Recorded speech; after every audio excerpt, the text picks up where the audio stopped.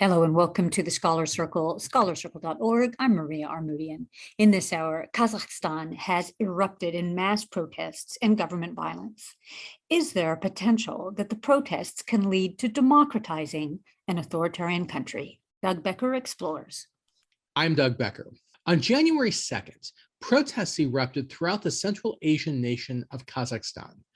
The proximate cause was a drastic increase in fuel prices, but soon the protests spread throughout the nation, including the former capital city of Almaty. The rising fuel prices led to protests of popular discontent against the three-decade rule of former President Nazarbayev. His handpicked successor, Tokayev, has sacked the country's government and declared a nationwide two-week state of emergency in response to these protests. He has also invited troops from a Russian-headed military alliance of former Soviet states into Kazakhstan to restore order. Scores of protesters have been killed and hundreds have been injured in clashes with state security forces. Police have also been reportedly killed in these clashes. We will discuss the cause of these protests, what it means for democratization and stability in the Central Asian Republic, as well as the Russian-led military response. Our guests are Erica Marat, Associate Professor in the Regional and Analytic Studies Department at the College of International Security Affairs, National Defense University in Washington, D.C. She's the author of The Politics of Police Reform, Society Against the State in Post-Soviet Countries. Steve Swerdlow, Associate Professor of the Practice of Human Rights in the Department of Political Science and International Relations at the University of Southern California. He was Senior Central Asia Researcher at Human Rights Watch and has conducted extensive field research internationally with a particular focus on Central Asia and the Caucasus. And Robert English, Associate Professor of International Relations and Co-Director of Central European Studies Program at the University of Southern California. He is the author of Russia and the Idea of the West. Erica Marat, first, what has been developing in Kazakhstan and how is this country a vital player in Central Asia? Kazakhstan is one of the largest countries in the world. I think the territory is the 8th largest in the world, almost the size of India and Western Europe. It is an oil and gas and minerals rich country that has been economically developing over the past 30 years since it gained independence from the Soviet Union. But it's also been managed by authoritarian leader Nazarbayev for almost 3 decades, who did not allow for any opposition voices to arise. And he essentially created a network of oligarchic elites who benefited from the wealth offered by the territory of Kazakhstan, while leaving the majority of the population in economic uncertainty, especially in areas where oil and gas are extracted in Western Kazakhstan. Seeing this inequality and an unfair distribution of economic resources, the population has been growing increasingly dissatisfied with the leadership, and a hike in gas prices this winter has been the last straw that first triggered small protests in Western Kazakhstan and then resonated with the rest of the country, basically mobilizing population in all urban areas across the country. Now, Steve Swerdlow, there have been reports about protests, and in particular, recent days about security forces firing on the protests. Seems to be a rather violent response. What have been the effects of the protests and the government response? Well, thanks for having me. This is a human rights catastrophe, unprecedented. Of course, yes, as Erica said, the discontent, the human rights abuses have been simmering for 30 years. And certainly there were a lot of signs that the crackdowns, the successive crackdowns by the authorities were getting worse and worse. We had the 2011 Zhanaozen violence also in Western Kazakhstan when striking oil workers were gunned down We had 2016 land protests that ended violently with the arrest of political activists. Increasingly, we've seen the introduction of Russian-style foreign agents legislation to curtail the work of NGOs and civic freedoms really going by the wayside. And then in 2019, when we had this succession of power, Nazarbayev formally stepping down from the presidency and taking up his position on the National Security Council for life, that also was accompanied by, for that time, also unprecedented protests, very dynamic protests. But what we see now is really a collapse in some ways, certainly of law and order, but in other ways, a really complicated process. As Erica said, protests that began over gas prices in the West, and then really peaceful protests by civil society, again, dynamic in Almaty, the biggest city in the Southeast. And then by January 4th, January 5th, chaos unfolding, other elements being introduced, which the government used as a pretext to label this, in short, a terrorist, talk about the need for a counter-terrorist operation, and then invite the Russia-led collective security treaty organization with a so-called peacekeeping mission. So all of this has cascaded, but what we shouldn't forget at the beginning of our conversation is we have over 3,000 at least people arrested. Dozens killed in terms of civilian protesters, although that's just the beginning, given the information blackout and the internet outages that have been so frequent over the last few days, we don't really know. And then we have other official accounts. Again, I think it may have changed, but around 25, 26 law enforcement personnel also killed. But great amounts of violence unseen in the last 30 years in Kazakhstan. So all of this adds up to a real catastrophe from a human rights perspective. And again, I just don't want to lose focus of that humanitarian catastrophe. We saw authorities opening up using stun grenades and cold water cannons on crowds of people in the dead of winter. People over the past few days not able to get food because the banks were closed, the ATM machines didn't work, so people really going hungry in their homes. So on many levels, this is worrying.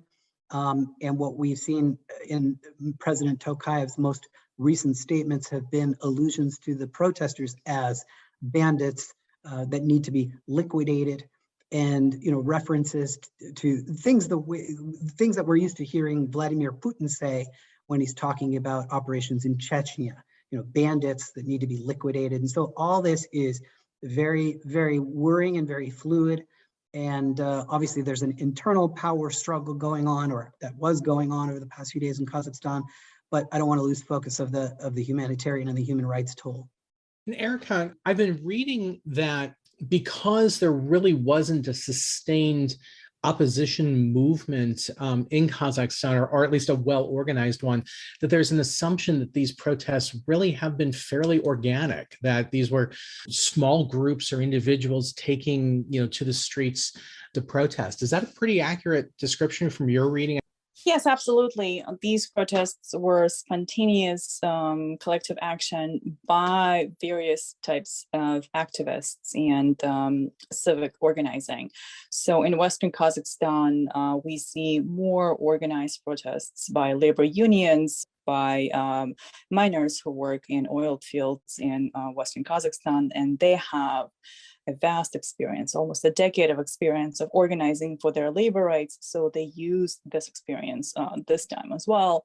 Whereas in urban areas, it's wide range of different participants. It's just regular, ordinary residents who maybe never participated in collective action before.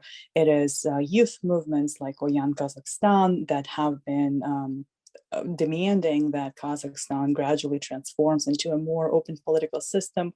They've been doing this for the last 2.5 years, almost 3 years. And then, yes, overall, it is a leaderless protest. There is no one single person or political force or even a group to talk to for the authorities. Because they lasted for a few days, some demands began to crystallize in the general public discourse of what the protesters want, until, of course, the government tried to violently disperse them with tear gas, and at this point with armed forces. And Steve Swerdlow, I do want to ask, the trigger for this were rising fuel costs, correct? But that seemed to be a way that people took to the streets and then decided, there's a much larger issue about governance, about, democratization, et cetera. Is that pretty accurate? Yeah, and it's a sad irony that the oil-rich region of the country, Western Kazakhstan, which has been at the heart of the enormous profits that have led to lavish and opulent lifestyles on the part of Nazarbayev and his clan and close associates, is also one of the poorest areas of the country where costs continue to be high. And the initial spark was this rise in what's called liquefied petroleum gas prices. The government quickly backtracked and lowered the price, but it was too late. Those demands had, again, as you said, broadened first to more socioeconomic and then political, outright explicit calls for the government to resign. But most importantly, we were hearing the chants of Shalket, which means old man leave, directed at Nursultan Nazarbayev. And then we saw dramatic imagery of the statue of Nazarbayev being pulled down in a city in Kazakhstan, which was really, again, a Rubicon that hadn't been passed yet for a place with such a strong cult of personality. Now, Kazakhstan doesn't often get viewed in that way when looked, next to Turkmenistan or Tajikistan, where you have an atrocious, abysmal human rights record. Kazakhstan, it's more of when I was with Human Rights Watch, we talked about an atmosphere of quiet repression, where a series of laws that curtailed civic freedoms led to a stamping down, a repression of civil society. And that has increased over time. And I think that's one of the stories that hasn't been told enough is repression in Kazakhstan. Political prisoners, dozens, endemic torture in prisons. And of course, all of those things connecting with the labor concerns, the labor unions. Rob English, it seems like one of Russia's MOs is when a country on their border, certainly a former Soviet republic, has this kind of uprising, Russians are pretty ready to intervene. Is this a pretty typical Russian intervention in the neighboring country? What's motivating Russia's interest in sending forces in Kazakhstan? That's not how it seems to me. I think in this case, Russia's a pretty reluctant intervener. And if you follow the sort of political elite, the foreign policy think tanks, Kremlin connected or independent in Russia, there's a pretty universal sense of fear of getting sucked in to something that could become a quagmire. There's a fear of being drawn into direct use of force. Thus far, the Russian contingent there, around 3,000, are being used in the background to guard buildings, public places, infrastructure, transportation points, but not to apply the violence. And if they were drawn into shooting, tear gas beating, that would very quickly turn the Kazakh people strongly anti-Russian, which they are not at present, not a majority at least, not strongly anti-Russian, and that it could go very wrong. But on the other hand, they cannot allow chaos to proliferate in this huge country right on their border, which could lead to multiple, all bad scenarios that would impact Russia directly. So the way you asked the question, when you said Russia's MO, to me, and maybe I read something into it I shouldn't have, but that implied sort of a Russian plan, or like to say the strategy or the book, Putin's book. Many people have tried to draw parallels with Ukraine, and there are some parallels certainly. And I think we could look at the Maidan protests and the explosion of violence, of anger in Ukraine repeatedly because of corruption, because of low living standards, because of an oligarchic elite living high while people live in poverty. That's certainly a strong parallel. But what Russia has done, or at least has done so far in this case, is almost reluctant, not jumping in because they see an opportunity to somehow take control or actually grab territory. No, they see that would backfire badly. However, let me just add one more point, because if you've been following the news and comments out of the Kremlin elite, you've also seen a couple of rather, how to put it, unwise, provocative, arrogant comments, which quite openly said, well, if we're going to go in and help, we expect something in return. one of Putin's press spokesmen and someone else from the foreign ministry essentially said exactly that in a kind of crude quid pro quo way. And it was even suggested that one of the pro quos would be Kazakhstan officially recognizing Crimea as part of Russia, right? Which would have symbolic value, but it would matter to the Kremlin, and maybe being more compliant or more supportive, at least verbally, at least rhetorically, at the UN and so forth, to Russian interests. The main point is, I think that thus far it could change. Events could force a change, but so far Russia would love, I think, if its role didn't expand much more than this, and they were seen as helping the regime, so the regime recognizes its dependence, is more compliant without requiring a massive involvement of troops and direct application of force and interference that could very badly backfire. You're listening to Scholar Circle, scholarcircle.org. We're discussing the ongoing crisis, protests, and violence in Kazakhstan with Erica Marat of National Defense University, Steve Swerdlow of the University of Southern California, and Robert English of the University of Southern California. Steve Swerdlow, you had a response to that as well. As Rob was speaking, I was looking at the list of conditions that this chief, as they call her, technologist or PR spokesman, but really state-sponsored spokesman, Margarita Simonyan, tweeted out. She's the head of Sputnik Russia Today, and her conditions were that Kazakhstan, in exchange for receiving this peacekeeping so-called mission that would save the regime, that they would, number one, recognize Crimea as Russian territory. Number two, return the Cyrillic alphabet. Number three, make Russian language officially the second state language in the country, as it is in Kyrgyzstan. And another, but very important point, there were a few of them, was to expel so-called anti-Russian NGOs, meaning Western NGOs, human rights NGOs, independent NGOs. And that really, really worried me when I saw that. And, you know, no matter what happens with this CSTO peacekeeping force, and there's been a lot of discussion about the geopolitics about it. And certainly I agree with Rob that this could be a quagmire. This could lead to a lot of things. At this point, we don't know. But whatever happens, I think one thing is for sure is Russian influence becomes stronger. And from a civil society, human rights perspective, that sort of influence in Kazakhstan is only going to further, I think, fuel a crackdown on civil society. And of course, this is also happening just 10 days or so, 12 days after Putin took the final step to close down the most important human rights organization in post-Soviet space, which is called Memorial, which was doing work that affected all of the entire region. So all of this is not good from a democracy and human rights standpoint, no matter how long or how enduring this peacekeeping mission turns out to be.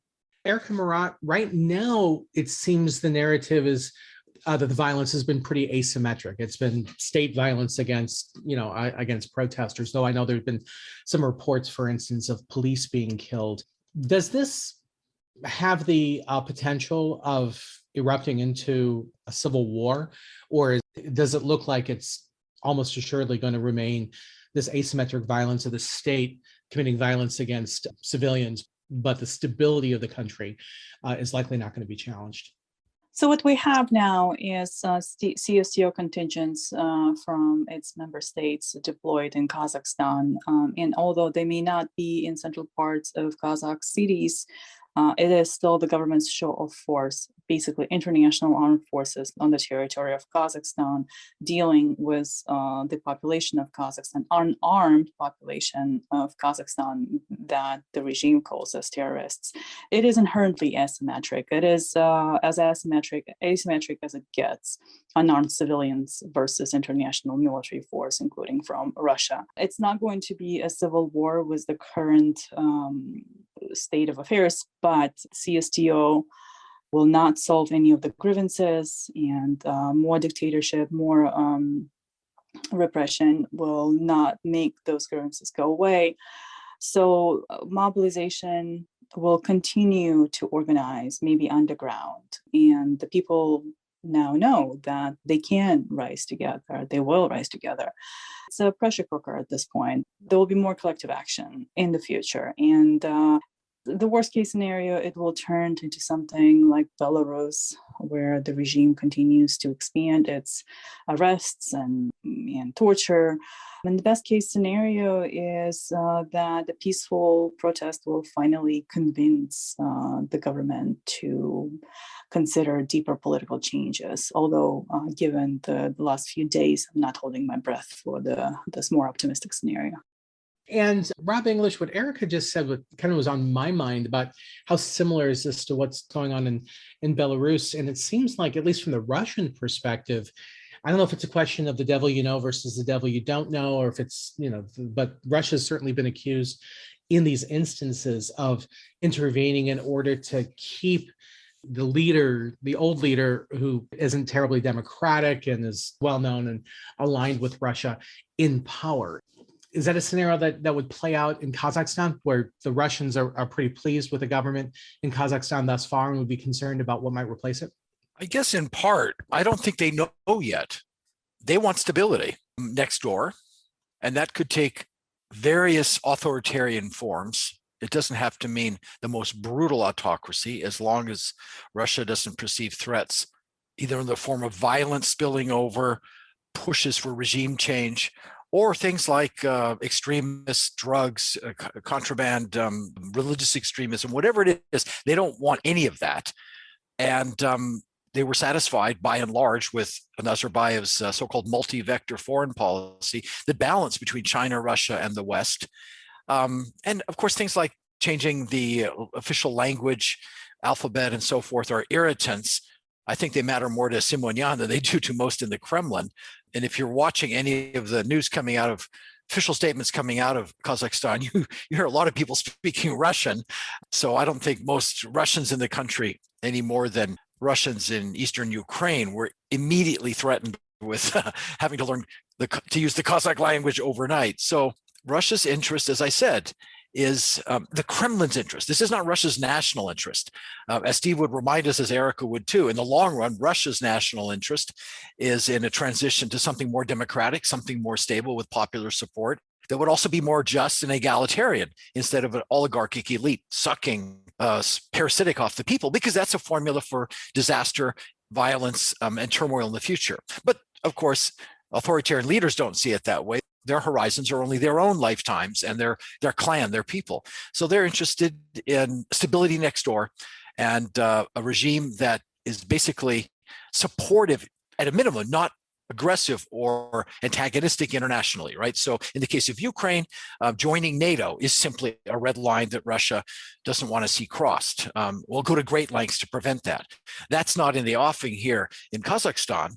And Kazakhstan has not threatened Russia internationally, has been, as I said, a good balancer. So they don't know what the Tokayev regime will be. But I guess the first thing I should have said before that long digression into theory of authoritarian neighbors was they're not sure about this regime because it's young. And thus far, the level of corruption, the dominant elite, those things haven't changed greatly. There seems to be a bit of maybe a major power split between the old Nazarbayev group and Tokayev trying to put his people in and using this opportunity. But that's an internal Kazakh affair. That's fighting among oligarchs, among the authoritarian and exploitative elites. But that doesn't matter to Russia so long as the result is stability and no spillover. So Russia will support, intervene, and that's what they're doing, right? Intervening to try to keep that regime in power because the alternative is unknown and they're afraid chaotic. If you could assure Putin and the Russian elite that a slow transition to a more liberal, less repressive system would actually result in more stability and be better for Russia too, a trade partner and so forth. They might go along with that. But of course, they see Afghanistan, right? They see colored revolutions that result in more violence and new regimes that come to power that are no better than the other ones, only they're more hostile to Russia. And they imagine the worst, the paranoid streak that they have. So it's the devil they know. And they're happy with authoritarian leaders. And if Tokayev ultimately can reestablish control, repress, and enforce a kind of calm that will last at least for the foreseeable future, that's maybe the best they think they can hope for. And Erica Marat, these protests have created a bit of an opening in Kazakhstan, the possibility for political reform. Now, I know in the short term and medium term, human rights abuses and violence against protesters will likely be the ultimate result of these protests. But has it created the kind of opening that could potentially lead the country towards greater democratization, greater responsible governance? I think in the short term, it's safe to say that there will be more repression and tightening of screws all around, suppressing any kind of public discussion. But what Kazakhstan is undergoing today, and I would make a case for Belarus as well, is what inevitably awaits any post-Soviet country, where the state institutions were created by the Soviet system, and they continue to replicate some of the Soviet practices by serving the incumbent at the top and not population. And we see such popular uprisings anywhere on the post-Soviet space. So Georgia, Ukraine, Kyrgyzstan, Armenia, Moldova. And what these countries have different from Kazakhstan or Belarus is that they were more open earlier. And it is a sign of a greater politicization of the population, more civic engagement, and the expectation, the more developed, articulated expectation of the population from their governments. So Kazakhstan is undergoing this transition at this point, and it might take a while for things to stabilize again and for some type of political system to emerge. Tokayev may be using international military to stall this process, but it's inevitable, and I would hope that Tokayev and Lukashenko and Putin understand that. But it is inevitable. It's just it's a question of when it will happen.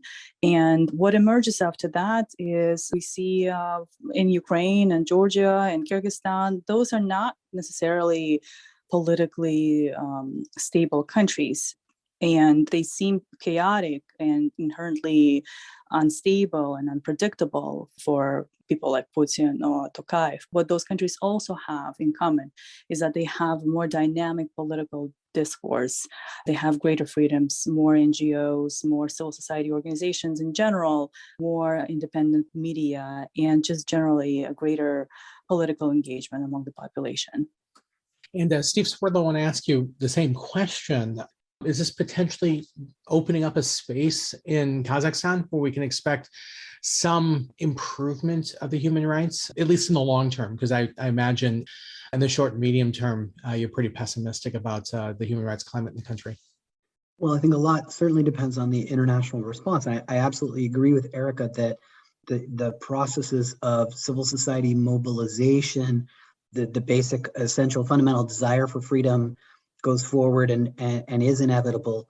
And as many have pointed out, the 2019 protests in Kazakhstan that happened a little over 2 years ago were some of the most vibrant, and certainly in Central Asia. The writing was on the wall that something was bound to take place in Kazakhstan. So we have to pay attention to those things. So yes, of course, to be in the business of human rights, you have to be cautiously, pragmatically optimistic about what the future can bring. But I would say that if the international response that we see includes some more creative responses, such as using U.S. legislation, which is now, there's a lot of activity around corruption, anti-kleptocracy. If we see some of the Kazakh oligarchs around Nazarbayev that have been involved in repression added to the list, having their visas denied, their assets frozen, and more of a focus on kleptocracy, on this robbing the people blind, and more consequences, policy consequences for shooting stun grenades and water cannons into these crowds,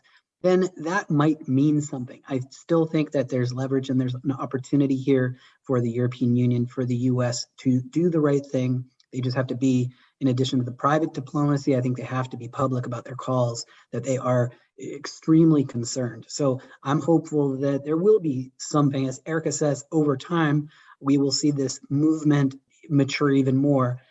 What Tokayev's position will be, the coming days are going to show how this power struggle between Nazarbayev and Tokayev shakes out and what that means for the internal politics of the country.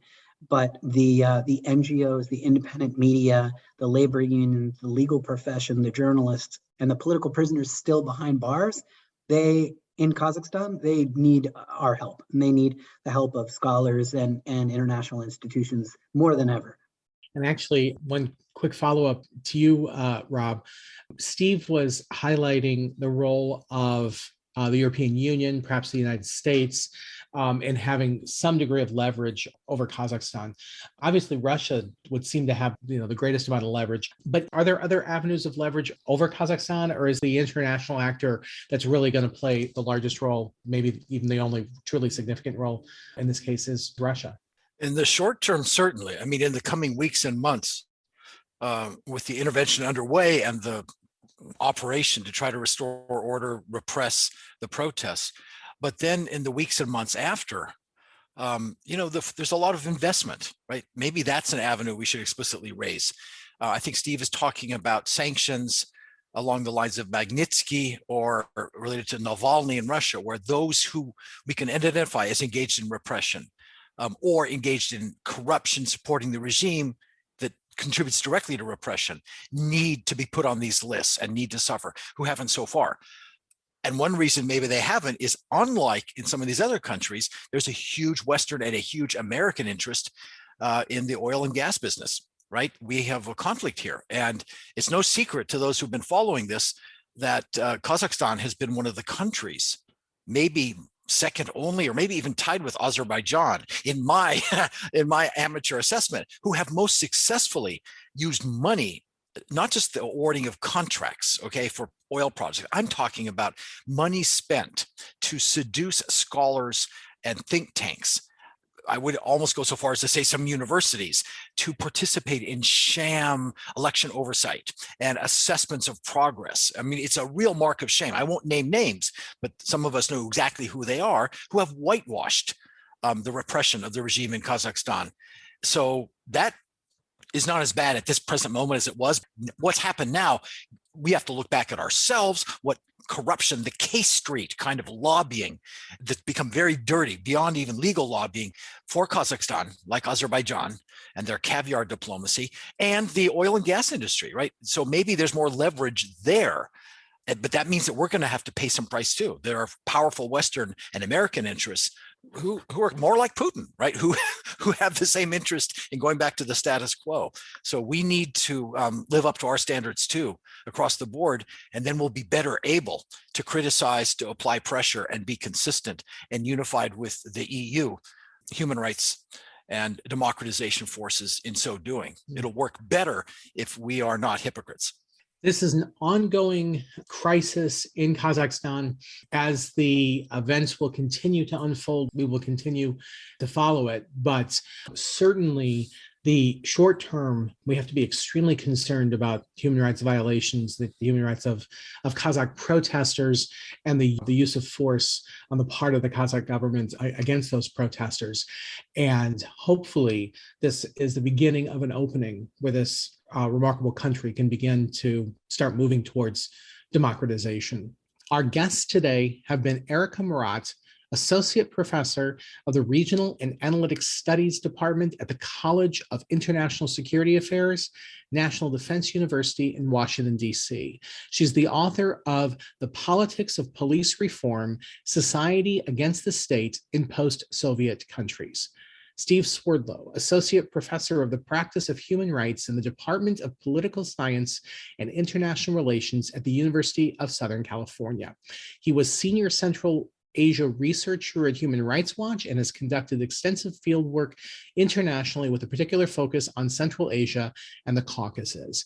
And Robert English, Associate Professor of International Relations and co-director of the Central European Studies program at the University of Southern California. He is the author of Russia and the Idea of the West. Thank you all very much.